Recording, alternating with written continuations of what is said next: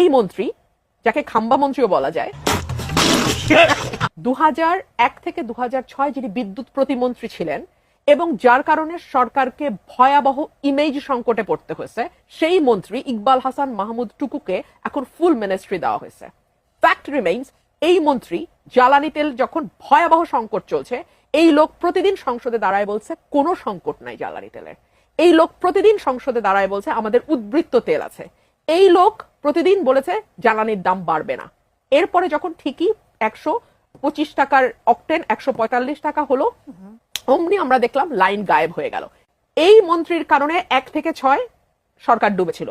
এখন আমি দেখি এই মন্ত্রী, যাকে খাম্বা মন্ত্রীও বলা যায়, এই খাম্বা মন্ত্রী এখন বলতেছেন বসুন্ধরার মতো কিছু অলিগার্কের হাতে তেলের ইয়েটা তুলে দেবেন, বিপিসি কে সরিয়ে এটা বেসরকারি খাতে উনি দিয়ে দেবেন। উনি সামলাতে পারবেন?